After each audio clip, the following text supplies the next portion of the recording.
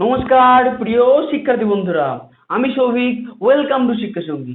এই ক্লাসে তোমাদের পরিবেশ বিজ্ঞানের তাপ অধ্যায়ের অন্তর্গত অবস্থার পরিবর্তন আর লিনতাপ থেকে ঘনীভবন সম্বন্ধে জানবো। দেখো, আমি একটা কাচের বিকার নিয়েছি। দেখো, কাচের বিকার ভালো করে দেখো, সম্পূর্ণ শুকনো, তাই না? এই কাচের বিকারের মধ্যে আমি একটা, দুটো, তিনটে দেখো নিয়েছি বরফ, এবং তার সঙ্গে একটুখানি বরফের যে জলটা আছে ওটাও নিয়ে বরফের জল নিয়ে এলাম। তাহলে দেখো এখন কি হচ্ছে, ধীরে ধীরে জাস্ট ওয়েট, কয়েকটা সেকেন্ড আমি ওয়েট করছি। তোমরা নিজেরাই বলবা, সব যে আমি বলবো তা না, তোমরা নিজেরা বলবো। কিছু দেখতে পাচ্ছ? কিছু দেখা যাচ্ছে?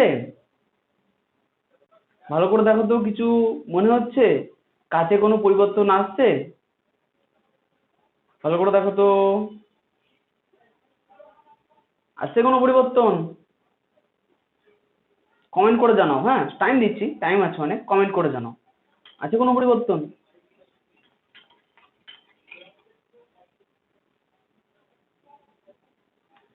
দেখতে পাচ্ছ কিছু? ওকে, এবার দেখতে পাবা। আমি বরফটা এর মধ্যে ঢেলে নিলাম। এখন কিন্তু আর বরফ নেই, এখন কাঁচের গায়ে কিছু দেখতে পাচ্ছ? দেখা যাচ্ছে কিছু? কি দেখা যাচ্ছে? কাঁচের গায়ে কি জমেছে? কাঁচের গায়ে কি জমেছে? কাঁচের গায়ে জমেছে হচ্ছে জল। তাহলে প্রশ্ন হচ্ছে যে এই জলটা এলো কোথা থেকে, তাই না? দেখো, তোমাদের যখন বাষ্পীভবন পড়িয়েছিলাম তখন কি বলেছিলাম? বলেছিলাম যে আমাদের ভেজা জামা কাপড়, নদী, নালা, পুকুর, হ্রদ, তাই না? অথবা যেখানে যেখানে ভূমিতে জল পড়ে থাকে, জল থেকে তৈরি হয় কি বাষ্প। জল যে কোনো উষ্ণতায় বাষ্পীভূত হতে পারে। তাহলে সেই বাষ্প মিশছে কোথায়? বাতাসে। আর আমার যে ঘর আছে, সেই ঘরের মধ্যেও কি সেই বাতাসের মধ্যে জলীয় বাষ্প আছে, তাই না? তাহলে সেই জলীয় বাষ্প হচ্ছে কি, বরফ যেহেতু আমি এর মধ্যে ঢেলেছিলাম, সেই বরফের সংস্পর্শে এসে কি হয়ে গেল? ঠান্ডা। আর ঠান্ডা হয়ে কি হলো? বাষ্পের যে কণাগুলো ছিল সেগুলো কাছাকাছি এলো এবং আবার পুনরায় জলকণায় পরিণত হলো। দেখো, কিছুক্ষণ রাখার পর খুব ভালোভাবে বোঝা যাচ্ছে যে কাচের গায়ে কি জলকণা জমেছে। বুঝতে পারছো এবার? ভালো করে দেখো, বোঝা যাচ্ছে না? ক্লিয়ার? ওকে। তাহলে এই জমেছে। তাহলে ব্যাপারটা কি ঘটলো? দেখো, যখন যখন জলকে গরম করলাম, জলকে গরম দিলাম, তখন জল কিসে পরিণত হলো? বাষ্পে। তাহলে বাষ্পর ক্ষেত্রে কি হলো? জলের যে কণাগুলো ছিল সেগুলো পরস্পরের থেকে একটু দূরে সরে গেল, দিয়ে গ্যাস তৈরি হয়ে গেল, দিয়ে সেটা তৈরি হয়ে গেলো বাষ্প। ঠিক আছে? তাহলে কিন্তু যখন আমি বাষ্পকে ঠান্ডা দিলাম, কি দিলাম? বাষ্পকে ঠান্ডা দিলাম, তখন সে আবার জলে পরিণত হয়ে গেল। তাহলে ঘটনাটা কি করে ঘটলো? যখন আমি কণাগুলোকে জলকে অর্থাৎ জলের কণাগুলোকে গরম প্রদান করি, তাহলে জলের কণাগুলো পরস্পর থেকে দূরে সরে যায়, তখন বাষ্পে পরিণত হয়। একইভাবে বাষ্পকে যখন আমি ঠান্ডা প্রদান করি, দেখো বাষ্পকে যখন আমি ঠান্ডা প্রদান করি তখন সেই বাষ্প কি হয়ে যায়? বাষ্পের যে কণাগুলো, বাষ্পের মধ্যে থাকা জলের কণাগুলো পরস্পরের কাছাকাছি চলে আসে, বলে আয় ভাই ঠান্ডা লাগছে, পরস্পরকে জড়িয়ে ধরি। দিয়ে এরকম করে এক গাদা যখন বাষ্পের কণা পরস্পরের সঙ্গে কাছাকাছি চলে এসে জুড়ে যায়, তখন কি তৈরি হয়? আবার জলকণা তৈরি হয়। তাহলে বলবো দাদা সবই তো বুঝলাম, এর মধ্যে তো বরফ দিলে আশেপাশে জল এলো, কিন্তু জলটা এলো কোথা থেকে? দেখো, আমার হাত আছে এখানে, এখানে মার্কার, দেখো মার্কার বাতাসে অনেকক্ষণ ধরে ঘুরছে, মার্কারে কিন্তু জল জমছে না, কিন্তু এর মধ্যে বরফ যে ঢাললাম এর গায়ে জল জমছে। তাহলে জলটা এলো কোথা থেকে? দেখো, আবার একটা জিনিস তুমি যদি ফলো করতে পারো, ভালো করে খেয়াল করে দেখো, নিচের অংশটাতেই শুধু দেখো জল জমেছে, তাই না? কিন্তু উপরের অংশে কি জল জমেছে? ভেতরের দিকে না, বাইরের দিকে। তো উপরের অংশে কিন্তু কোনো রকম জল জমেনি। উপরের অংশে কোনো রকম দেখো জল জমেনি। আমি যেখানে হাত দিয়ে কোনো জল নেই, কিন্তু দেখো সাইডে যেখানে বরফগুলো আছে সেখানে দেখো জল আছে। তাহলে প্রশ্ন হচ্ছে যে জলটা কোথা থেকে এলো? ব্যাপারটা হচ্ছে, আমাদের বাতাসে তো জল আছে, জলীয় বাষ্প আছে, সেটা আমরা জানি, এবং জলীয় বাষ্পগুলোকে ঠান্ডা করলে জল হয় সেটাও জানি। ব্যাপারটা হচ্ছে এই যে কাঁচের যে জার বা গ্লাস বলো, বিকার বলা হয় এগুলোকে, এর মধ্যে বরফ যে দিলাম, তাহলে নিচের অংশটা ভালোভাবে ঠান্ডা হয়ে গেছে। তাহলে এই নিচের অংশটা যে ঠান্ডা হলো, এই নিচের অংশের চারিপাশেও তো বায়ু আছে, আর সেই বায়ুতেও জলীয় বাষ্প আছে। তাহলে সেই বায়ুতে থাকা জলীয় বাষ্পগুলো কি হলো? এইটা এই যে কাচের বিকারের গায়ে গায়ে আসলো এবং পরস্পরের কাছাকাছি এসে এই বিকারের ওপরে জমে জলকণায় পরিণত হলো। এই জন্য আমরা এর আশেপাশে কি দেখতে পাচ্ছি? এর জন্য আশেপাশে কি দেখছি? জলকণা জমেছে। এটুকুন তো ক্লিয়ার তোমাদের, আশা করি বুঝতে পেরেছো। তাহলে এই যে ঘটনাটা ঘটলো, সেই ঘটনাটা কি? দেখো, যখন জল থেকে বাষ্প হয় তখন আমরা সেটাকে কি বলি? বাষ্পীভবন। কিন্তু যখন বাষ্প থেকে জল হয় সেই ঘটনাকে আমরা কি বলবো? আজকে আমাদের টপিক, সেই টপিকের নাম কি? ঘনীভবন। কি বলবো?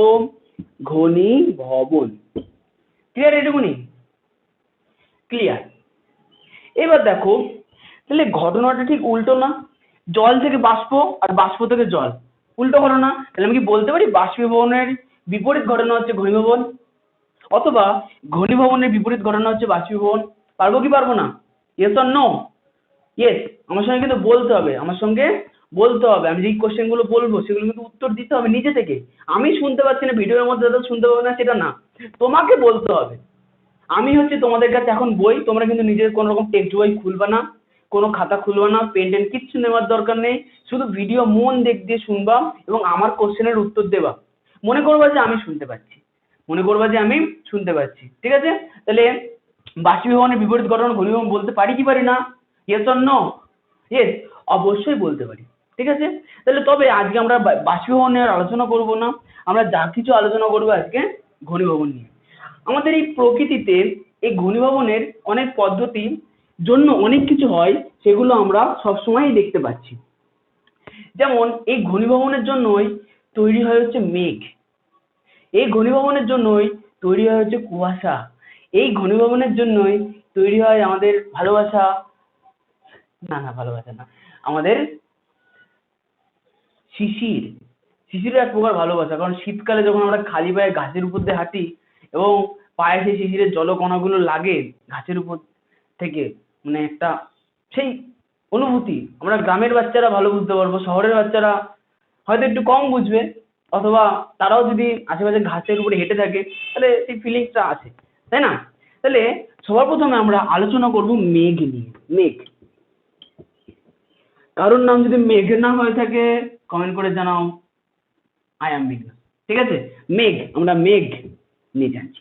দেখো মেঘ কি, ছোটবেলা থেকে শুনেছি, এই ক্লাস 4 থেকে শুনেছো, নদী নালা পুকুর খাল বিল মাঠের জমি, তাই না, ওর জল শুকিয়ে যায়। আমি কতগুলো অ্যাড করে দিলাম। ভূপৃষ্ঠে থাকা অথবা ভূপৃষ্ঠের একটু উপরে ভাগে থাকা যে কোনো জল, ঠিক আছে, যে কোনো জায়গায় জল, যেমন নদী নালা খাল বিল পুকুর হয়ে গেল। এরপরে দেখো আমি ঘেমে গেছে, আমার জামা ঘেমে গেছে, বুঝতে পারছো? তাহলে যে জামা যে ঘেমে গেল, তো জামাতে ঘামের জল আছে, তাহলে ঘামের জল বাষ্পীভূত হচ্ছে। আমার মা ঘর মুছে দিয়ে গেছে, তাহলে এই যে ঘর মোছার জল, জল শুকিয়ে গেছে, বাষ্পীভূত হলো। এই যে এই গ্লাসের মধ্যে আমি একটুখানি জল গরম করেছি, তাহলে এর উপর দিয়ে যে বাষ্পটা বেরোচ্ছে, এখন হালকা বাষ্প বেরোচ্ছে, হয়তো তোমরা বুঝতে পারছো না, কিন্তু এর উপর দিয়ে যে বাষ্পটা, সেই বাষ্পটা আমার যে যখন ভাতে খেতে দেয়, ভাতের উপর থেকে বা ডালের উপর থেকে যে বাষ্প বেরোয় সেই বাষ্পটা, ভাত যখন রান্না হয় উনুনে বসানো আছে সেই বাষ্পটা, অথবা অনেকে ঝোপঝাড়ে গিয়ে স্বচ্ছ ভারত করে আসে সেই জলের বাষ্পটা। তাই যে কোনো জলের বাষ্প সর্বপ্রথমে কি হয় দেখো, দেখাচ্ছি। এই হচ্ছে আমাদের মাটি, ঠিক আছে? এখানে অনেক কিছু আছে, আমাদের বাড়ি ঘর সব কিছু আছে। তাহলে এইখানে আমি একটা পুকুর এঁকে রাখি ছোট্ট করে, ফিলিংস আসবে, পুকুর, ঠিক আছে? তাহলে হলো কি, এইসব অঞ্চল থেকে কি তৈরি হচ্ছে? বাষ্প তৈরি হচ্ছে। কি তৈরি হচ্ছে? বাষ্প। তাহলে বাষ্পকে আমি এরম এরম করে দেখাই, তাই না? এই হচ্ছে কি, এখানে সব কি হচ্ছে? বাষ্প। তো সবার প্রথমে বলো তো বাষ্পটা মিশে কোথায়? বাষ্পটা মিশছে কোথায়? দেখো বাষ্পটা মিশছে, এটা যদি ভূপৃষ্ঠ হয়, ভূপৃষ্ঠ মানে আমরা যেখানে আছি সেটা ভূপৃষ্ঠ, ভূ মানে মাটি, মাটির পৃষ্ঠ মানে উপরিভাগ, তাই না? তাহলে ভূপৃষ্ঠ, তাহলে ভূপৃষ্ঠ সংলগ্ন বায়ুতেই এই বাষ্পগুলো মিশবে। তাহলে মনে করো ভূপৃষ্ঠ সংলগ্ন বায়ু হচ্ছে এইটুকুনি অঞ্চলে, ঠিক আছে? মানে বায়ুমণ্ডলের সম্পূর্ণ তো আমি আঁকতে পারছি না, এইটুকুনি অঞ্চলে। তাহলে এইটুকুনির মধ্যে ভূপৃষ্ঠ সংলগ্ন বায়ু, আর এই ভূপৃষ্ঠ সংলগ্ন বায়ুর মধ্যে কি আছে? জলীয় বাষ্প। এখন আমরা জানি সূর্য থেকে যে তাপ আসে সেটা গরম করে কাকে? ভূপৃষ্ঠকে গরম করে। কাকে গরম করে? ভূপৃষ্ঠকে গরম করে। এখন ভূপৃষ্ঠ যদি গরম হয় তাহলে ভূপৃষ্ঠের আশেপাশের বাতাস কি হবে? গরম হবে। হবে কি হবে না? হবে।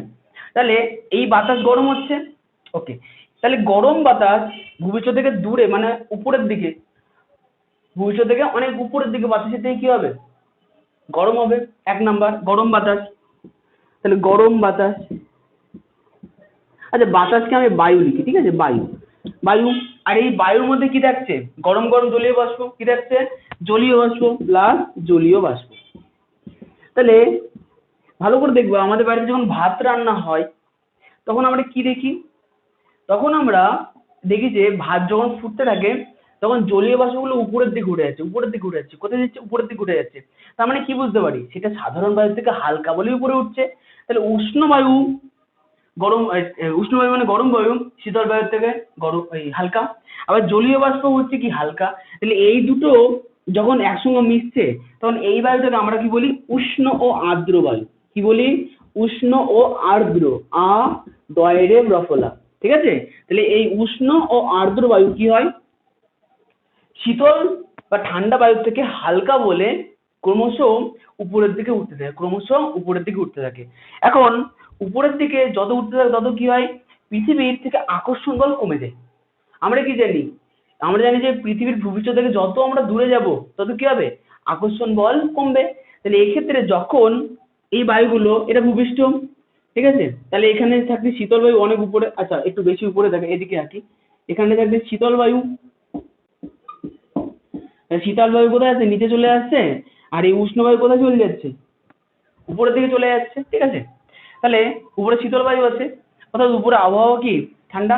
তাহলে এই উষ্ণ আর্দ্র বায়ু যত উপরের দিকে উঠছে তত ভূপৃষ্ঠ থেকে আকর্ষণ বল কমছে না বাড়ছে, কমছে। এটা মনে রাখবা, পৃথিবীর পৃষ্ঠ থেকে যত আমরা দূরে যাই, অর্থাৎ পৃথিবীর কেন্দ্র থেকে যত আমরা দূরে যেতে পারি তত পৃথিবীর যে আকর্ষণ বল সেটা কমে যায়, যত কাছে থাকি তত আকর্ষণ বল বেশি থাকে। যেমন মনে করো যারা হোস্টেলার, খেয়াল করে দেখবা, যখন বাড়িতে থাকে মা রান্না বান্না করে খাওয়াচ্ছে, খেতে না, যখন খেতে লেট হচ্ছে মা ডাকছে বাবা খেয়ে যাও, না খেলে পিঠের উপর দুটো দিচ্ছে, তো এগুলো ভালোবাসা। কিন্তু যখন স্টুডেন্ট ছেলে বা মেয়ে যাতে হোস্টেলে, তখন কি হচ্ছে, হ্যাঁ বাবা খেয়েছো, সারাদিন ভালো গেছে তো, হ্যাঁ ওকে, শুয়ে যাও, শুয়ে পড়ো, হয়ে গেল। নেক্সট দিন, হ্যালো বাবা খেয়েছো, এরকম কথা তো হয়, রোজ একই রকম অনেকটা হয়, ক্লাস কেমন হলো এরকম, শুয়ে পড়ো। এই করে দুদিন তিন দিন হতে হতে যেহেতু মেয়ে বা ছেলে হোস্টেলে আছে, দূরত্ব বেড়ে গেছে, তখন কি হয়, যদি বলি না আজকে খাওয়াটা হয়নি, একটু পরে যাব, তখন কি বলো, ও আচ্ছা তাহলে খেয়ে নিও টাইম করে, তখন কিন্তু বকা দেয় না। কেন দেয় না, কারণ দূরে আছে। সুতরাং ভালোবাসার জায়গায় থাকলে, কাছাকাছি থাকলে যতটা হয়, যেমন আমরা যখন ভুলভান্তি করি তখনও ভালোবাসা আকারে খুন্তি চলে আসে আমাদের দিকে, মাঝে মাঝে পায়ের তলা থেকে সুন্দর একটা বস্তু চপ্পল ঠাস করে আসে, আলাদা বিষয় সেগুলো, ভালোবাসার মর্ম আলাদা। কিন্তু হোস্টেলের থেকে যখন দূরে চলে যাচ্ছে তখন কি হচ্ছে, ভালোবাসা ওইগুলো কমে যাচ্ছে, তাই না, এগুলোই ভালোবাসা যদি হয় কমে যাচ্ছে, তাই না। সুতরাং দূরে সরে গেলে কি হয়, আকর্ষণ কমে, দূরে সরে গেলে কি হয়, আকর্ষণ কমে। তাই পৃথিবীর পৃষ্ঠ থেকে যখন যত উপরে উঠছে তার মানে কি দূরে সরে যাচ্ছে, তখন কি হচ্ছে, আকর্ষণ কমে। তাই যেহেতু পৃথিবীর পৃষ্ঠ থেকে আকর্ষণ কমছে, তখন জলীয় বাষ্পের যে কণা, জলীয় বাষ্পের যে কণাগুলো সেগুলো পরস্পর থেকে আরো দূরে সরে যায়, পরস্পর থেকে আরো দূরে সরে যায়। মনে করো এখানে কতগুলো জলীয় বাষ্প ছিল, একটা দুটো তিনটে চারটে পাঁচটা, বেশি তো আঁকা যাবে না, আঁকা ছিল। তাহলে এগুলো কণাগুলো ছিল কাছাকাছি, এখন যেহেতু এদের মধ্যে দূরত্ব বাড়লো, মানে পৃথিবীর পৃষ্ঠ থেকে আকর্ষণ কমে গেল, সেটি কি হবে, এই কণাটা এখানে ছিল তো এই কণা, তাহলে এই কণা থেকে আরো দূরে চলে গেলো, এখানে চলে এলো। এই কণা দুটো, একটা এখানে চলে গেল আর একটা মনে করে এখানে চলে এলো, তাহলে এতটা জায়গা নিয়ে ছড়িয়ে গেল, ঠিক আছে। যেহেতু তারা চারিদিকে ছড়িয়ে গেল, তাদের মধ্যে থেকে দূরত্ব বাড়লো এবং এরা ক্রমশ উপরের দিকে উঠতে থাকছে, সেটি কি হচ্ছে, উপরের অংশটা কেমন হয়, ঠান্ডা, সুতরাং আরো বেশি ঠান্ডা হচ্ছে। তাহলে এইভাবে যখন চারিদিকে ছড়িয়ে পড়ে এবং শেষমেশ কি করে, ধুলো কণার উপরে ভর করে ভেসে বেড়ায়, কি করে, ধুলো কণার উপরে ভর করে ভেসে বেড়ায়, একেই তখন আমরা কি বলি, মেঘ। তাহলে এই ছিল টোটাল মেঘ। তাহলে মেঘটা আমি আরেকবার সামারাইজ করে দিচ্ছি।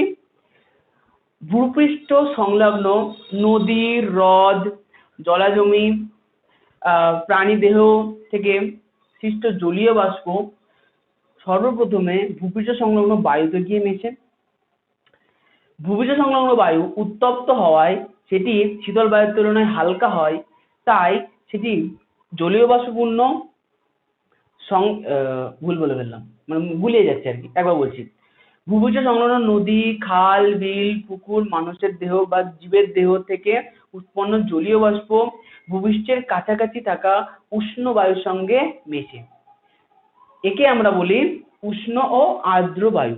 এই উষ্ণ ও আর্দ্র বায়ু শীতল বায়ুর তুলনায় হালকা হওয়ায় এটি ক্রমশ ভূপৃষ্ঠ থেকে উপরের দিকে উঠতে থাকে, হয়েছে?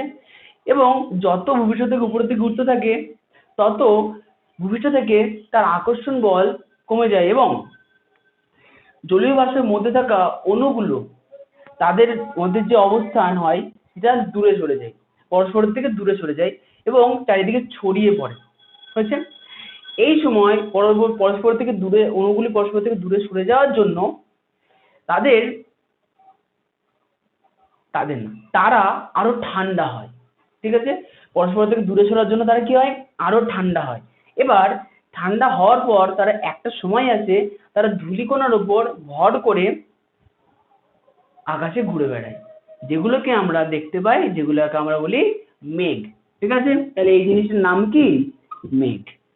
এটুকুনি ক্লিয়ার? ওকে, চলে আসি নেক্সট। এবার আমরা যেটা জানবো সেটা হচ্ছে জলীয় বাষ্প দ্বারা সম্পৃক্ত বায়ু।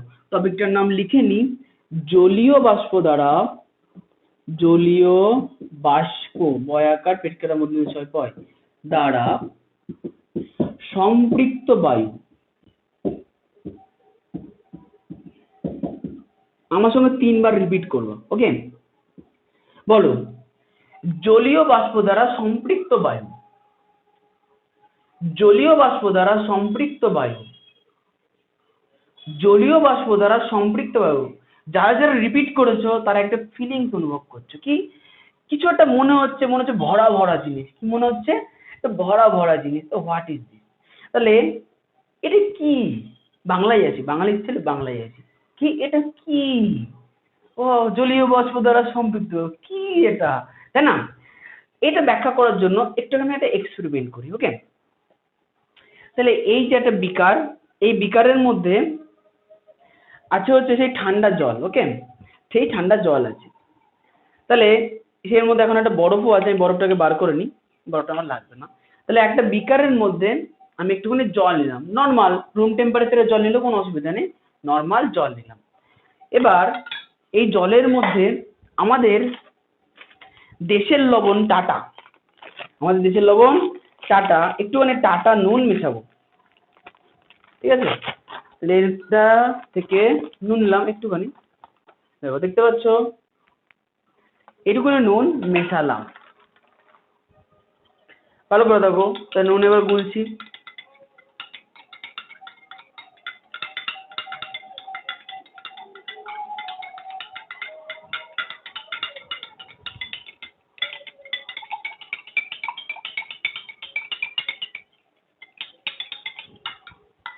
দেখো কি হয়েছে, নুনগুলো সব গুলে গেছে, দেখতে পাচ্ছ গুলে গেছে নুন।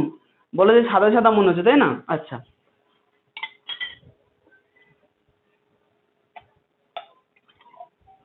একটু ভালো করে দেখা, একটুখানি ওয়েট করতে, ঠিক আছে? গোলার জন্য টাইম লাগে। দেখো নুন সব গলে গেছে, গুলে গেছে, দেখতে পাচ্ছ? জল মোটামুটি স্বচ্ছ হচ্ছে আস্তে আস্তে। আচ্ছা ঠিক আছে, আমি একটা কাজ করি, একটুখানি পরিষ্কার জল নিই, ঠিক আছে? এটা হচ্ছে কলের জল নিয়েছি বলে একটুখানি ঘোলাটা ঘোলাটা দেখাচ্ছে, একটুখানি পরিষ্কার জল নিই।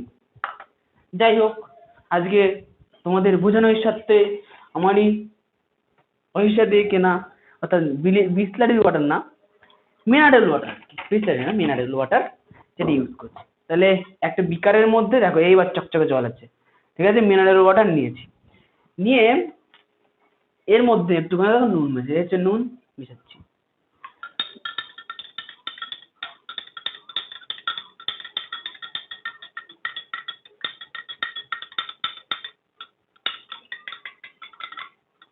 দেখো নুন কি হয়েছে, দেখো সব নুন মিশে গেছে, তাই না?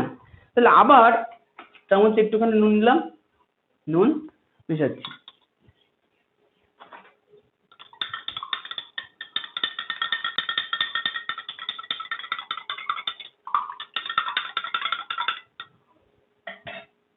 জুস বানানোর মতো করে তাড়াতাড়ি মিশে যাবে।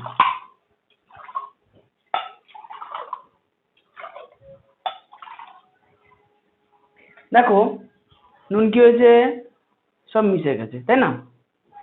এবার আরেকটুখানি নুন নিলাম, আবার নুন নিলাম, আবার মেশাচ্ছি।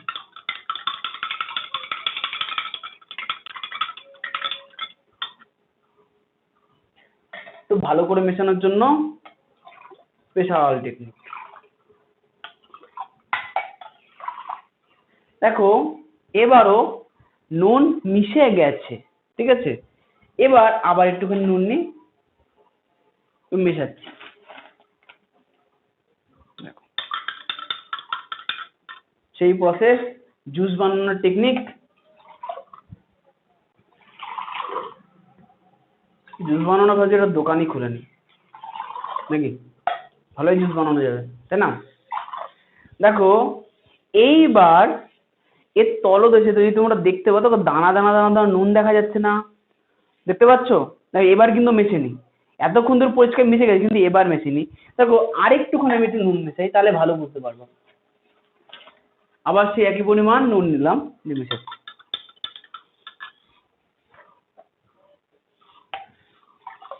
এই দেখো নুন পড়ছে, দেখতে পাচ্ছ?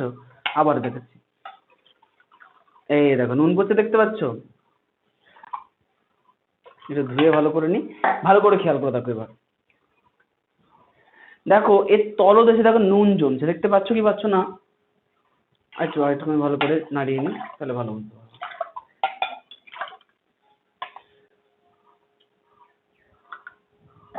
দেখো এর তলদেশে নুন জমেছে কিনা, জমছে? ভালো করে তাহলে এইটুকুনি কি বুঝলাম? প্রথমে দেখলাম যে একটা বিকারের মধ্যে জল নিয়ে নুন দিলাম, ঘুটলাম, গুলে গেল। আবার নুন দিলাম, ঘুটলাম, গুলে গেল। আবার নুন দিলাম, কিন্তু এবার একটু ভালো করে শেক করলাম, গুলে গেল।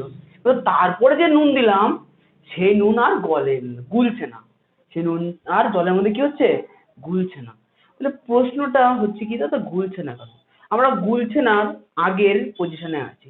একটা নির্দিষ্ট পরিমাণ নুন একটা নির্দিষ্ট পরিমাণ জলের মধ্যে কি হচ্ছে, গুলে গেল, এবং তার থেকে বেশি নুন দিতেই দেখছি যে যা নুন দিচ্ছি সেটা তলদেশে থিতিয়ে পড়ছে, তাই না? তাহলে যেই পরিমাণ নুন সর্বোচ্চ ওই নির্দিষ্ট পরিমাণ জলের মধ্যে গুলতে পারলো, সেই অবস্থাটাকে বলা হচ্ছে কি সম্পৃক্ত অবস্থা। কি বললাম, রিপিট করছি, একটা নির্দিষ্ট পরিমাণ জলের মধ্যে একটা নির্দিষ্ট পরিমাণ লবণ গুলতে পারলো, তার থেকে বেশি দিতে অতিরিক্ত লবণটা ওই পাত্রের তলদেশে থিতিয়ে পড়লো, এবং তারপরে যদি আবার নুন মেশায় সেটাও থিতিয়ে পড়ে। অর্থাৎ একটা নির্দিষ্ট পরিমাণের জলের মধ্যে একটা নির্দিষ্ট পরিমাণ নুনই দ্রবীভূত হতে পারলো। তাহলে এই যে পরিস্থিতিটা, একে বলে যে কি সম্পৃক্ত দ্রবণ। মানে কোনো নির্দিষ্ট পরিমাণ কোনো তরল পদার্থের মধ্যে অন্য কোনো নির্দিষ্ট পরিমাণ কঠিন পদার্থ মিশ্রিত হওয়ার যে সম্ভাবনা, মানে যতটা মিশ্রিত হতে পারে তাকেই আমরা বলছি সম্পৃক্ত হয়ে যাওয়া, ঠিক আছে? এবার তার থেকে যদি মেশাই তাহলে কি দেখবো, থিতিয়ে পড়ছে, ঠিক আছে? কিন্তু কিন্তু এটা আছে, এর মধ্যে আমি কি করলাম, আর একটুখানি জল মেশালাম। আচ্ছা এটা দেখো এর মধ্যে একটুখানি জল মেশালাম, এবার জল মিশিয়ে এটাকে একটুখানি ঘুটে দিলাম। যদি এখানে একটু নুন লেগে আছে তাও অসুবিধা নেই, একটু ঘুটে দিলাম।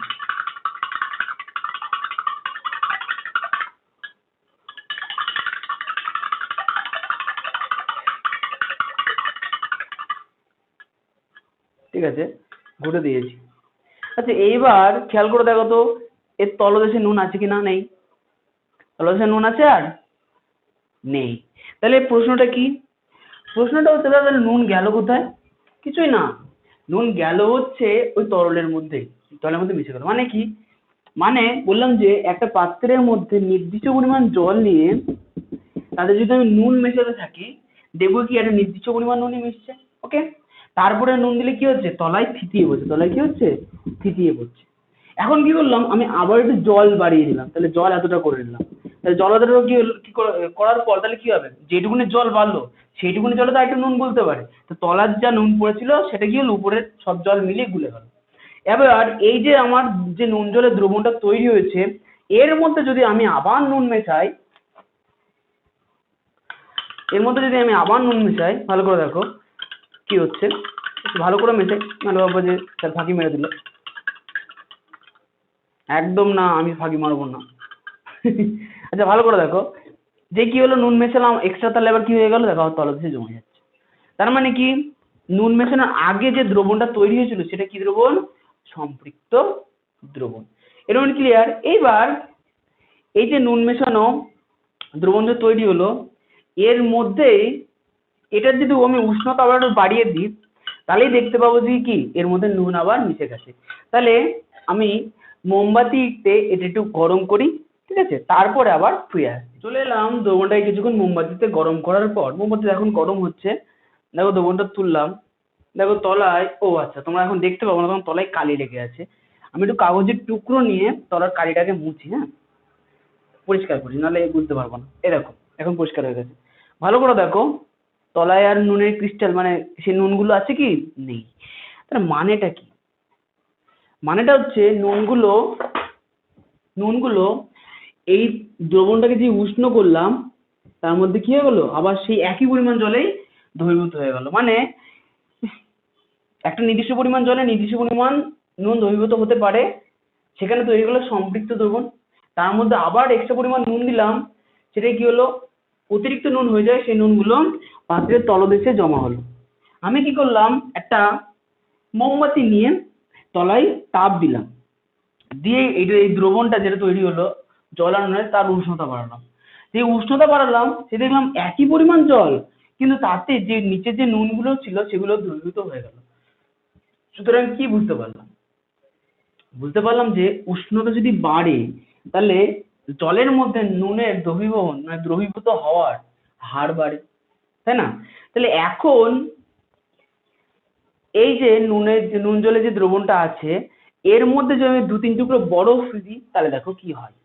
বরফ দেওয়ার পরে ফিরে আসছে। সর্বপ্রথমে এই যে জলটা আছে নুন জল, এই নুন জলটাকে আমি এই গ্লাসের মধ্যে ঢেলে নিলাম, ঠিক আছে, যাতে আমি গ্লাসটাকে সহজের মধ্যে বরফ নিয়ে বসাতে পারি, ঠিক আছে, না তো বসাতে পারবো না। তাহলে করলাম কি, আমি এই কাপের মধ্যে বরফ নিয়ে নিয়েছি, ঠিক আছে, দেখো বরফ দেখতে পাচ্ছ। এবার এর মধ্যে এটাকে আমি বসাচ্ছি, ঠিক আছে, তো মোটামুটি এটা বসে গেছে, কিছুক্ষণ ঠান্ডা হোক, তারপরে আমি ফিরে এলাম বরফের মধ্যে দেওয়ার কয়েক মিনিট পর। দেখো আমি তো এখান থেকে দেখতে পাচ্ছি যে তলদেশে সাদা সাদা কেমন একটা জিনিস জমেছে, তোমরাও দেখো। তো গ্লাসটাকে বার করলাম, গ্লাসে যে জলটা আছে সেটা আমি আবার এই বিকারের মধ্যে ঢেলে নিচ্ছি, ঠিক আছে।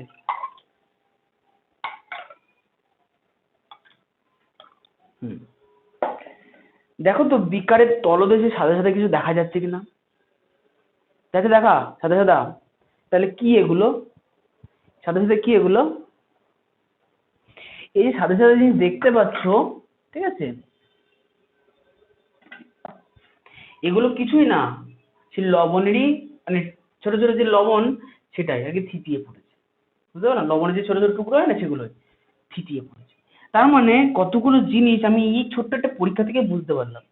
ফার্স্ট পয়েন্ট, একটা নির্দিষ্ট পরিমাণ জলের মধ্যে আমি নির্দিষ্ট পরিমাণে নুন মিশিয়ে দ্রবীভূত করতে পারবো, তার বেশি যদি মেশাই তলায় থিতিয়ে পড়বে, হয়েছে। সেকেন্ড পয়েন্ট, যদি নুন থিতিয়ে পড়ে তার মধ্যে যদি আমি একটু জল মিশিয়ে দিই, তাহলে দেখবো কি আবার সেই থিতিয়ে পড়া নুন মিশে গেছে, কারণ কি জলের পরিমাণ বাড়লে নুন ধারণের ক্ষমতা একটু বেড়ে গেল, হয়েছে। এবার আবার তার মধ্যে নুন দিলাম, দেখলাম থিতিয়ে পড়লো, এখন সেটাকে যদি আমি একটু গরম করি তাহলে দেখি আবার সেটা মিশে গেছে। তাহলে উষ্ণতা বাড়লে কি হলো, নুন মানে দ্রবীভূত হওয়ার হার বেড়ে যায় জলের মধ্যে, হয়েছে। আবার উষ্ণতা আমি বরফের মধ্যে দিয়ে যখন ঠান্ডা করলাম, তখন কি দেখলাম, নুন আবার তলার দিকে থিতিয়ে পড়তে শুরু করলো, অর্থাৎ ঠান্ডা কমতেই উষ্ণতা কমতে কি হলো, নুন আবার থিতিয়ে পড়তে শুরু করলো, মানে উষ্ণতা কমে গেলে জলের মধ্যে নুন এর দ্রবীভূত হওয়ার হার কমে যায়। এটুকু ক্লিয়ার হয়েছে? এইবার আমি তোমাকে কতগুলো প্রশ্ন করবো, তুমি সেগুলোর উত্তর দেবা। ব্যাপারটা হচ্ছে, তোমাকে আমি 1 কাপ, তোমাকে আমি 1 কাপ সম্পৃক্ত নুন জল দিলাম। কেমন দিলাম? সম্পৃক্ত নুন জল। কত ডিগ্রি সেলসিয়াস উষ্ণতার? 50 ডিগ্রি সেলসিয়াস উষ্ণতার। তোমার টেক্সট বইটি প্রশ্ন, বইটি খোলার দরকার নেই, পরে বই খুলবে দেখো সব পড়ে ফেলেছো।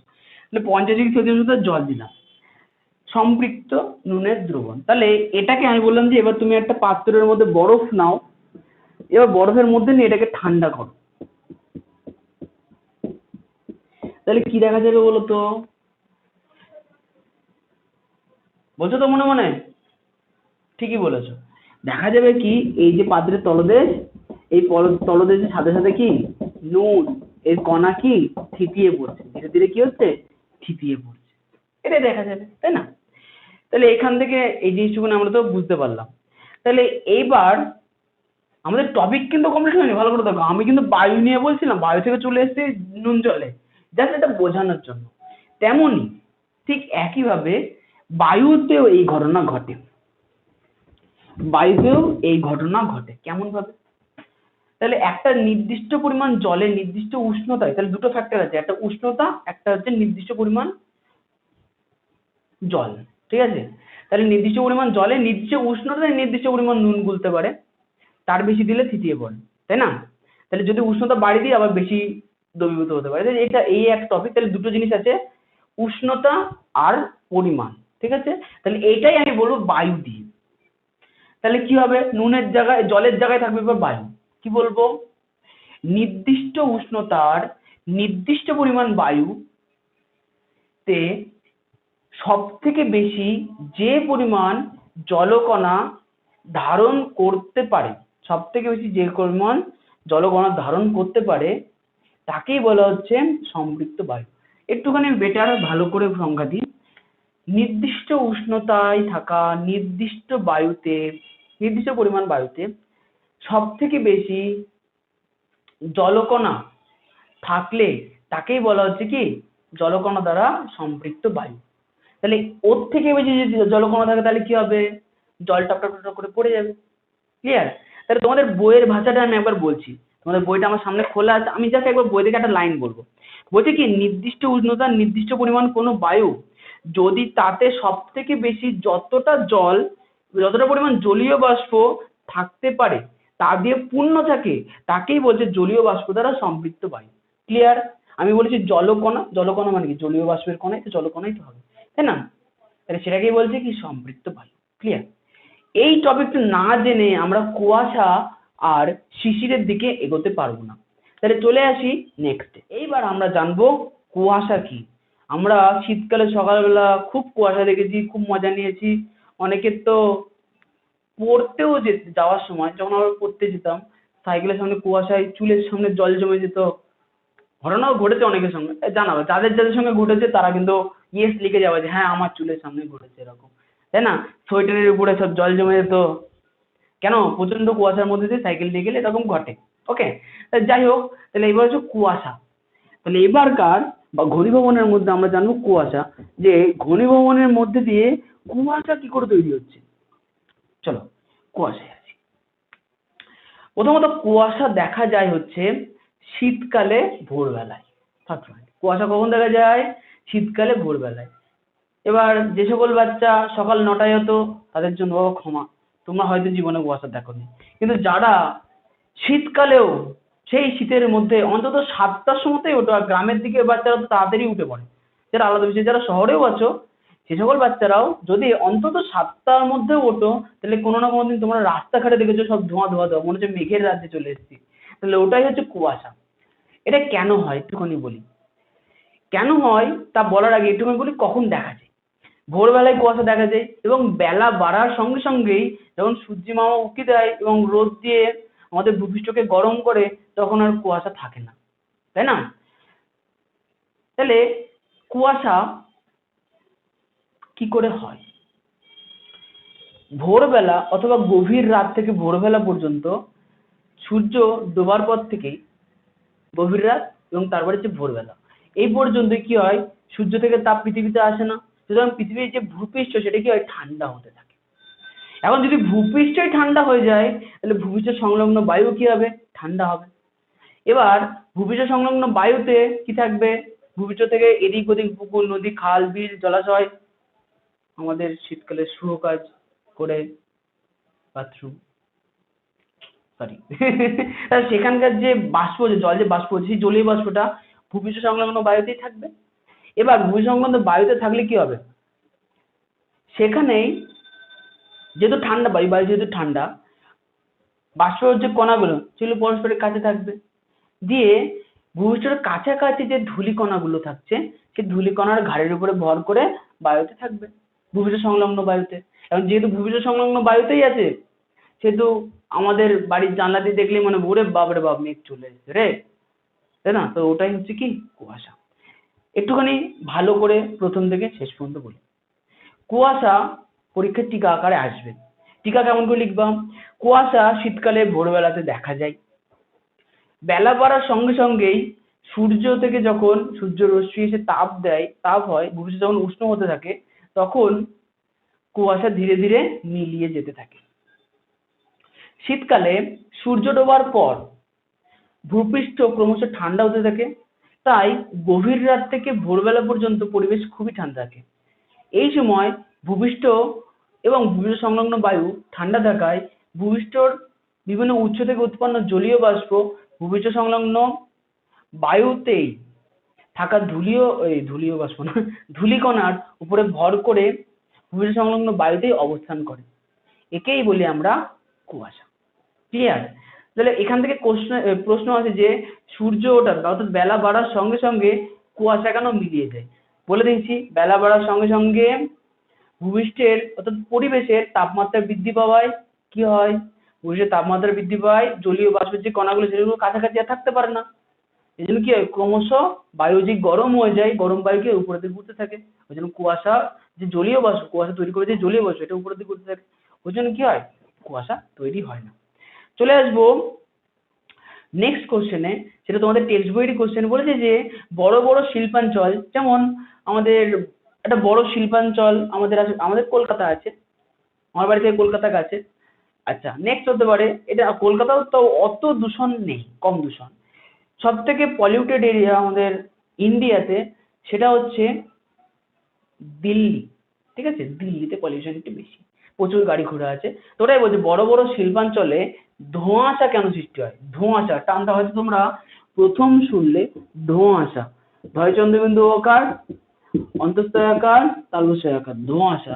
তাহলে দেখো, ধোঁয়াশা শব্দটাকে একটুখানি বাংলা ব্যাকরণ পড়াচ্ছি। দেখো, ধোঁয়াশা শব্দটাকে যদি ভাঙি, তাহলে কি কি পাবো? সর্বপ্রথমে পাবো ধোঁয়া, ধয় চন্দ্রবিন্দু ওকার, অন্তঃস্থয়াকার, ধোঁয়া। আচ্ছা, ধোঁয়াশা বানান কি ভুল লিখলাম? না, ঠিক লিখেছি। ধোঁয়া প্লাস কুয়াশা।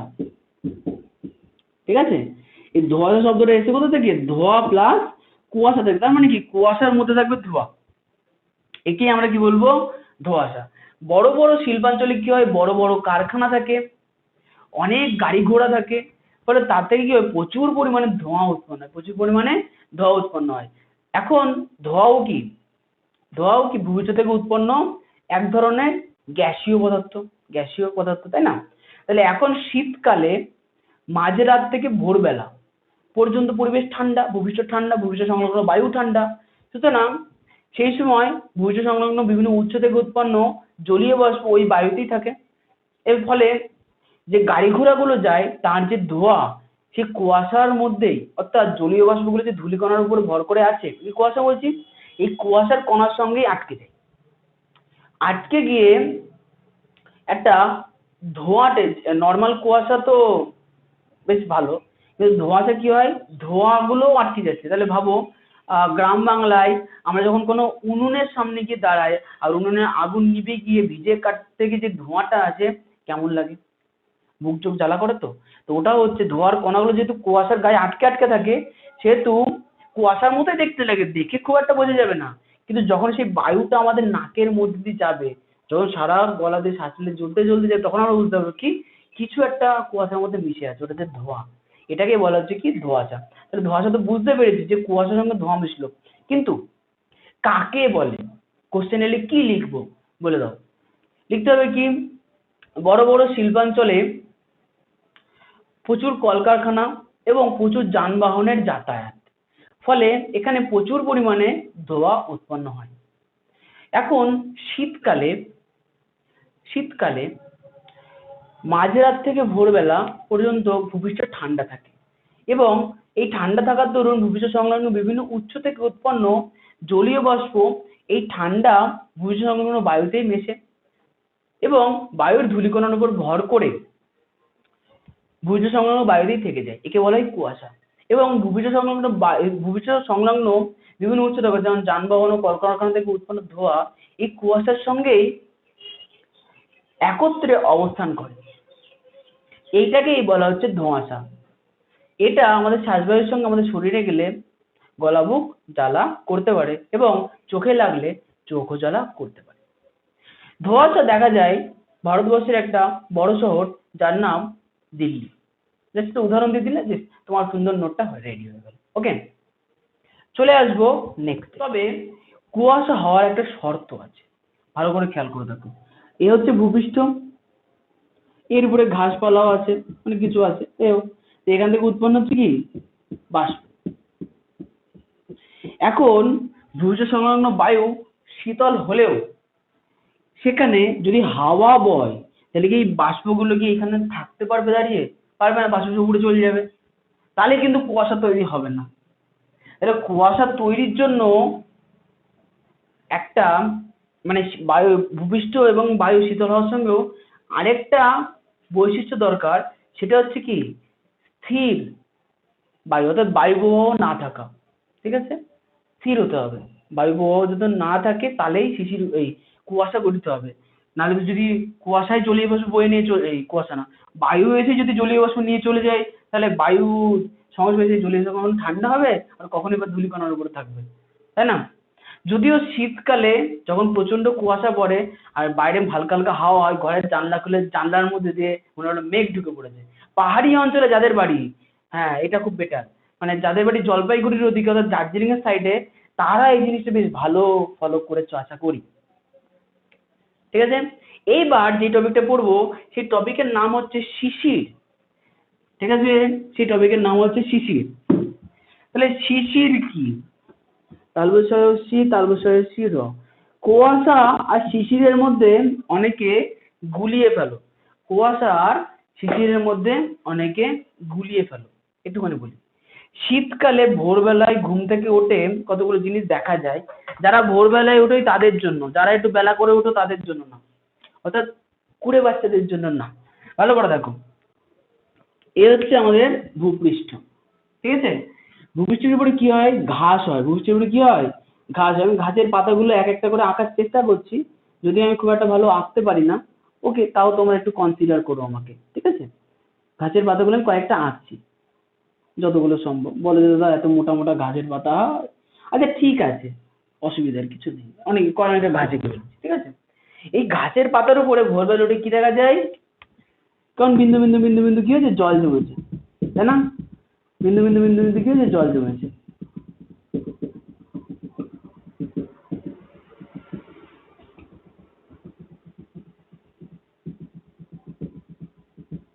তাই তো? যখন আমরা এটাকে আমাদের কোনো বড় কাউকে জিজ্ঞাসা করি ঘাসের উপরে জল জমে যেটা কি, এটাকে বলে শিশির। যখন শীতকালে ভোরবেলার দিকে মানে 6টা, 6:30, 7টা এর মধ্যে যখন খোলা মাঠে যেখানে অনেক ঘাস আছে তার মধ্যে যায়, মনে হয় যে কারণ রূপো মানে চকচক চকচক করে, মানে যে রূপোর চাদর কেউ বিছিয়ে দিয়েছে এমন, খুব সুন্দর লাগে। আর খালি পায়ে তার মধ্যে হাঁটলে উহু হু হু, কি ভালোবাসার জিনিস। ওকে, যাই হোক, ওকে, তাহলে গঠিত হয় কি করে সেটা জানি, অত ভালোবাসে লাভ নাই, তাই না? এরকম মনে হচ্ছে। তা যাই হোক, দেখো এরও শীতকালেই হয়, শীতকালে ভোরবেলাতেই হয় এবং যদি শীত একটু বেশি পড়ে তাহলেই হয়। ঠিক আছে, তাহলে মাঝরাত থেকে ভোরবেলা পর্যন্ত যদি ঠান্ডা বেশি থাকে, বায়ুপ্রবাহ না থাকে, সেক্ষেত্রে ভূপৃষ্ঠ সংলগ্ন বায়ু প্রচন্ড শীতল হয়ে পড়ে। এখন প্রচন্ড যেহেতু বায়ু শীতল হয়ে পড়ছে, সুতরাং ভূপৃষ্ঠ থেকে উৎপন্ন বিভিন্ন উৎস থেকে উৎপন্ন জলীয় বাষ্প কি করবে? জলীয় বাষ্প করবে কি, ভূপৃষ্ঠ সংলগ্ন যে বায়ু আছে সেই বায়ুর মধ্যে ধূলিকণা গুলো আছে, এই যে ধূলিকণা, তাই না? বায়ুর মধ্যে অনেক ধূলিকণা থাকে, এই ধূলিকণার ঘাড়ে চেপে চেপে বসে থাকবে, তাই না? প্রত্যেক ধূলিকণার ঘাড়ে 2-4টে করে জলের কণা, মানে জলীয় বাষ্পের কণা, তাই তো থাকবে। এটাকেই আমরা কি বলবো? কুয়াশা, এটাকে আমরা কি বলবো? কুয়াশা। হয়েছে? তবে এত কিছু পড়ানোর আগে তোমাদের আমি একটা জিনিস পড়ালাম যার নাম কি? সম্পৃক্ত। তাহলে শীতকালে বায়ু যখন ঠান্ডা তখন বায়ুতে যে ধূলিকণার উপরে জলকণা জমছে, কুয়াশা তৈরি হয়ে গেল, এবং এই কুয়াশার তৈরি কি যত জলীয় বাষ্প উঠবে সব কি ধূলিকণার উপর চেপে বসে থাকতে পারবে? পারবে না। একটা সময় বায়ুর এই কুয়াশা অর্থাৎ জলকণাকে ধারণের যে সর্বোচ্চ ক্ষমতা সেখানে পৌঁছে যাবে, তারপরে সে কিন্তু আর জলীয় বাষ্পকে ধরে রাখতে পারবে না, তাই তো? তারপরে সে কিন্তু ধরে রাখতে পারবে না। সেই সময় কি হবে? নুনের ক্ষেত্রে দেখি, নুন, যদি নুনের ক্ষেত্রে এই যে কাঁচের জারের মধ্যে যে জলটা নিয়েছি, জলের মধ্যে জলটা মনে করো এখন বায়ু, আর নুনটা মনে করো জলকণা, ওকে? জলটা বায়ু, তাহলে জলের মধ্যে আমি যখন নুন দিলাম, কিছু পরিমাণ নুন দিচ্ছিলাম, গুলে যাচ্ছে, গুলে, কিন্তু একটা সময় এলো তার থেকে যে বেশি নুন দিলাম সে থিতিয়ে বলল, থিতিয়ে পড়লো, থিতিয়ে পড়লো, পড়ছে না, থিতিয়ে পড়লো। তাহলে এক্ষেত্রেও তাই হয়। ভূপৃষ্ঠ সংলগ্ন যে শীতল বায়ু তাতে কিন্তু নির্দিষ্ট পরিমাণে জলকণা বা জলীয় বাষ্পের কণা থাকতে পারে, ঠিক আছে, ধরে রাখতে পারে, সেই বায়ু নির্দিষ্ট পরিমাণ জলকণায় ধরে রাখতে পারে। তাহলে যতক্ষণ সে ধরে রাখতে পারছে ততক্ষণ আমরা কি দেখতে পাবো? কুয়াশা। কি দেখতে পাবো? কুয়াশা। আর কুয়াশা আমি সর্বোচ্চ কতক্ষণ দেখতে পারবো? কুয়াশা আমি সর্বোচ্চ দেখতে পাবো এই বায়ু সম্পৃক্ত হওয়া পর্যন্ত, বায়ু সম্পৃক্ত হওয়া পর্যন্ত। যতক্ষণ ভূপৃষ্ঠ সংলগ্ন বায়ু, শীতল বায়ু সম্পৃক্ত হচ্ছে মানে কি, তার জলকণা ধারণের ক্ষমতা সর্বোচ্চতে পৌঁছাচ্ছে, ততক্ষণ আমরা কি দেখতে পাবো? কুয়াশা। কিন্তু তারপরেও যদি ঠান্ডা থাকে তখন কিন্তু সেই বায়ু অর্থাৎ সম্পৃক্ত বায়ু কিন্তু আর সেই অতিরিক্ত জলকণাগুলোকে ধরে রাখতে পারবে না। তখন কি হবে? তখন ওই জলকণাগুলোই কি হবে? টুপুস টাপুস, টুপুস টাপুস, তাই না?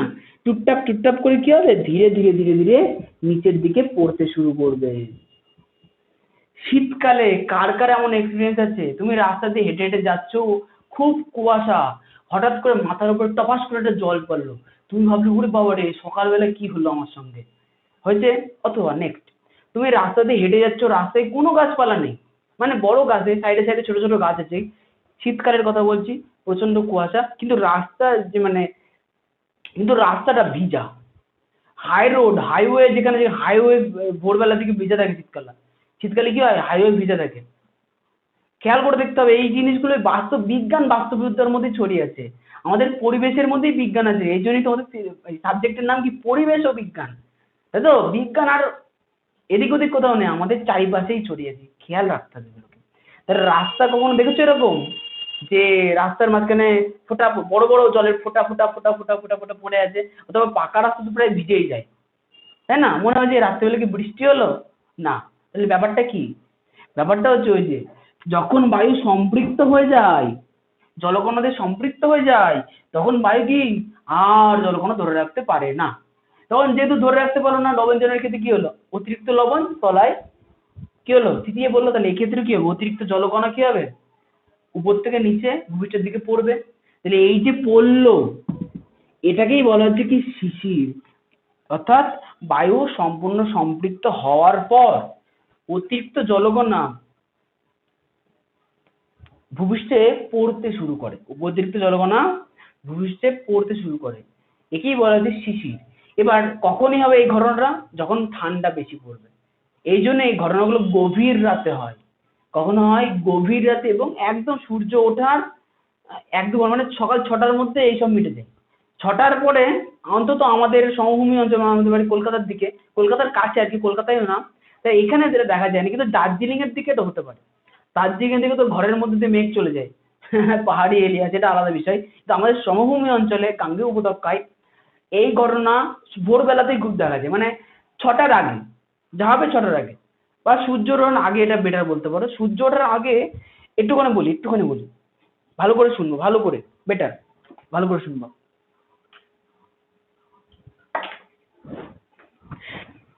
ভালো করে একটুখানি রিয়েলাইজ করবো, ভালো করে কান পেতে থাকো, একটা আওয়াজ হবে, ভালো করে শোনো। দেখো, এই যে বিকারের তলায় জল লেগে আছে, দেখো জল যখন জলের উপর পড়ছে, আওয়াজ হচ্ছে না? আওয়াজ হচ্ছে না টুপ করে? আচ্ছা, দেখো বিকেলের তলে জল আছে, এই জল যখন একটা কাগজের উপরে পড়ে, এই একটা কাগজ, দেখো এই একটা কাগজ, কাগজের উপর জলটা পড়ছে, আওয়াজ হলো টুপ করে, ভালো করে দেখো, পর পর পর ভাই, আওয়াজ হচ্ছে টুপ করে। তো এই যে টুপ করে আওয়াজ, শীতকালে যার ভোরবেলা ঘুম ভেঙে যায়, গাছের পাতার উপরে শিশির পর টুপুস টাপুস করে আওয়াজ হয়। বর্ষাকালে যেমন হালকা হালকা বৃষ্টিপাতের শুরুর আগে টুপুস, মনে হয় বৃষ্টি আসার আগে যেমন টুক টুক টুক করে আওয়াজ হয় না, তেমনই শীতকালেও গভীর রাত্রে যখন প্রচন্ড ঠান্ডা পড়ে, প্রচন্ড ঠান্ডা আমাদের সমভূমি অঞ্চলে বুঝতেই পারছো, 10-এর 11-র কাছাকাছি বা 8-এর কাছাকাছি, এগুলো হচ্ছে আমাদের এখানকার প্রচন্ড ঠান্ডা। দার্জিলিং এর দিকে তো সেই 1-2-এ চলে যায়, হয়তো বরফ পড়তে শুরু করে দেয়, সেটা আলাদা বিষয়।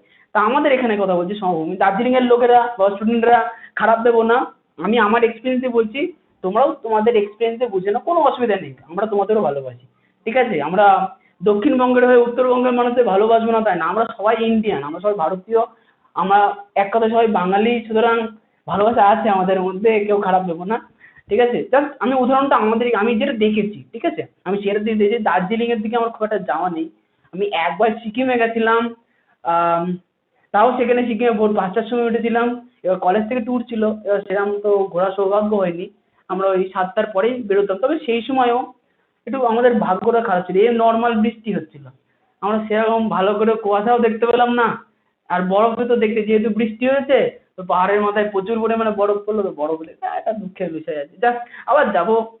কিন্তু একটাই যে কলেজে সকল বন্ধুদের মধ্যে, বন্ধুদের সঙ্গে যেতে পারলাম না, এটা একটা ম্যাটার, ঠিক আছে, অসুবিধা নেই, তবে যাবো, অবশ্যই যাবো, তবে আমি এখানকার দিয়ে ব্যাখ্যা করছি, তোমরা একটু বুঝে নাও, ঠিক আছে? ওকে, হ্যাঁ, তাহলে এইগুলো কিন্তু দেখা যায় ভোরবেলা, ভোরবেলা উঠতে হবে, ভোরবেলা। এখন তো আমাদের এখানে বর্ষাকাল, তো এখন বোঝা মুশকিল, কিন্তু শীতকালে ডিসেম্বর মাসে, জানুয়ারি মাসে, ঠিক আছে, মানে পৌষ পার্বণ যখন হচ্ছে প্রচন্ড ঠান্ডা, সেই সময় কিন্তু এই ঘটনাগুলো খুব ভালো দেখা যায়, আর খেয়াল রাখতে হবে। আর যাদের টিনের ঘর, এই তো বাঙালিতে আছি, টিনের ঘর যাদের, টিন, রাত্রির বেলা মনে হচ্ছে যে বৃষ্টি পড়ে টপ টপ টপ টপ করে, গভীর রাতে টপ টপ টপ টপ করে টিনের উপরে আওয়াজ হয়, ঢালাইয়ের সাথে বোঝা যাবে না, কিন্তু টিনের ঘরে কিন্তু এটা বোঝা যায়, কেউ কিন্তু ডিনাই করবা না। আর সকালবেলা কি দেখা যায়, টিন থেকে গড়িয়ে জল পড়লে, যেখানটা জল পড়ে সেখানে যে জলবিন্দু পড়ে, যে ছাপ টুপ করে পড়লে যে হালকা নতুন মাটি উঠে আসে, সেই জিনিস কিন্তু শীতকালে, ভালো শীতকালে দেখা যায়। তো এগুলো সব কেন করছে? ঘনীভবনের জন্য। এগুলো সব কেন করছে? ঘনীভবনের জন্য। তাহলে এগুলো ক্লিয়ার তো? ওকে, এবার চলে আসি তোমাদের টেক্সট বইয়ের একটা কোশ্চেনে, যেই কোশ্চেনটা তোমাদের পরীক্ষাতে প্রায়ই আসে। দেখো শিশির থেকে দু রকমের কোশ্চেন আছে, একটা হচ্ছে শিশির টিকা আসে, মানে বড় 2-2.5 নাম্বারের কথা বলছি, আর 2 নাম্বার আসে হচ্ছে সন্ধ্যাবেলা শিশির পড়ে না, অথচ গভীর রাতে অথবা ভোরের দিকে শিশির পড়ে কেন? এটারই ব্যাখ্যায় আসি। দেখো, সন্ধ্যা হওয়ার পর ভূপৃষ্ঠ এবং ভূপৃষ্ঠ সংলগ্ন সকল বস্তু, যেমন আমাদের বাড়ি ঘর গাছপালা জল মাটি সবই ধীরে ধীরে ধীরে ধীরে উষ্ণতা ত্যাগ করতে করতে করতে ঠান্ডা হয়, ঠিক আছে? এবার ঠান্ডা হতে হতে প্রায় মাঝরাত হয়ে যায়, এটুকুনি ক্লিয়ার তাই না? ঠান্ডা হতে হতে প্রায় মাঝরাত হয়ে যায় এটা। এবার ঠান্ডা হওয়ার পর ভূপৃষ্ঠ সংলগ্ন বায়ু ধীরে ধীরে ঠান্ডা হয়, ঠিক আছে? এরপর ভূপৃষ্ঠ থেকে বিভিন্ন উৎস থেকে উৎপন্ন জলীয় বাষ্প সেই বায়ুর, সেই শীতল বায়ুর তে থাকা ধূলিকণার উপর ভর করে ভূপৃষ্ঠের সংলগ্ন বায়ুতেই অবস্থান করে, একে বলা হচ্ছে কি? কুয়াশা। ওকে, এটা হল কুয়াশা। এবং একটা সময় পর ঠান্ডা বাড়ার সাথে সাথে বায়ুর জল ধারণ ক্ষমতা শেষ পর্যায়ে পৌঁছে যায়, অর্থাৎ জল ধারণ ক্ষমতা সর্বোচ্চ স্থানে পৌঁছে যায়, অর্থাৎ বায়ু সম্পৃক্ত হয়ে যায়। তারপর বায়ুর জল ধারণ ক্ষমতার ঊর্ধ্বে চলে গেলে জলকণাগুলি ঠিক নুন যেমন থিতিয়ে পড়েছিল, অতিরিক্ত নুন, তেমনি ভূপৃষ্ঠের দিকে পড়তে শুরু করে, জলকণা রূপেই পড়তে শুরু করে, একে এই পড়তে শুরু করে, একেই আমরা শিশির বলি। এই কারণে সন্ধ্যাবেলা শিশির পড়ে না, অথচ গভীর রাত্রে বা ভোরবেলায় শিশির আমরা দেখতে পারি। তাহলে এই ক্লাস এই পর্যন্তই। কেমন লাগলো? এই ক্লাসটা অনেকটা লং, আমি বুঝতে পেরেছি, আমি জানি। তবে কেমন লাগলো সেটা বলো, কমেন্ট করে জানাও কেমন লাগলো। নিজের ফিলিংস কমেন্ট করে লেখো, আমি পড়বো, আমি অবশ্যই পড়বো, কিন্তু জানাও। আজকের যে পড়া ছিল ঘনীভবন, সেই টপিকটায় কোনো সমস্যা থাকলে তাও কমেন্টে জানাও। ভালো লাগলে একটা লাইক করো এবং সাবস্ক্রাইব করে বেল নোটিফিকেশনটা অলে সেট করে রাখো, যাতে আমাদের এই চ্যানেলের তোমাদের এই পরিবেশ ও বিজ্ঞান এর রিলেটেড সকল থিওরি সহ প্র্যাকটিক্যাল, অফকোর্স আমাদের সবকিছু প্র্যাকটিক্যালি হয়, ক্লাসগুলি মিস না হয়ে যায়। ঠিক আছে, রেগুলারলি আমরা যেন ক্লাস করতে পারি। বন্ধুদেরও ভিডিওটা শেয়ার করো, নিজের সকল সোশ্যাল মিডিয়ায় ভিডিওটা শেয়ার করো। এমন ভালো ভালো ভিডিও সকলে দেখে তোমাকেও আরো ভালোবাসবে, সঙ্গে তোমার অন্যান্য বন্ধুরা যারা এই ভিডিওটা দেখে শিখতে পারবে। অর্থাৎ আমাদের যে একটা বেসিক কোশ্চেন, কুয়াশা শিশিরের মতো অনেকে বুঝতে পারে না, গুলিয়ে ফেলে, সেটা বুঝতে পারবে। তখন তোমাকেও তারা থ্যাংক ইউ জানাবে, ধন্যবাদ জানাবে, এবং তোমাকেও বলবে যে বাহ কত ভালো ভিডিও পাঠিয়েছিস, তাই তো? তো এরকম করেই আমরা নিজেদের মধ্যে জ্ঞান বিতরণ করতে পারি, জ্ঞান ছড়াতে পারি, ভালো জিনিসকে ছড়াতে পারি। নেগেটিভিটি তো প্রচুর আছে, কিন্তু ভালো জিনিস কতজন শেয়ার করে, তাই না? তো সেটাই তোমাদের সেটাই বলছি, শেয়ার করে দাও নিজের অন্যান্য সকল সোশ্যাল মিডিয়ায়। এরই সঙ্গে দেখা হচ্ছে সামনের ক্লাসে। ততদিন তোমাদের বাড়ির কাজ থাকছে এই টপিকটার অন্তর্গত সকল কোশ্চেন তোমরা ভালো করে বইয়ে রিডিং করবা, নিজের মতো করে কোশ্চেন গুলো ভালো করে লিখবা এবং তারও উত্তর লিখবা। কোনো অসুবিধা হলে আমাকে কমেন্ট বক্সে জানাও। দেখা হচ্ছে সামনের ক্লাসে, ততদিন ভালো থেকো, সুস্থ থেকো, টাটা।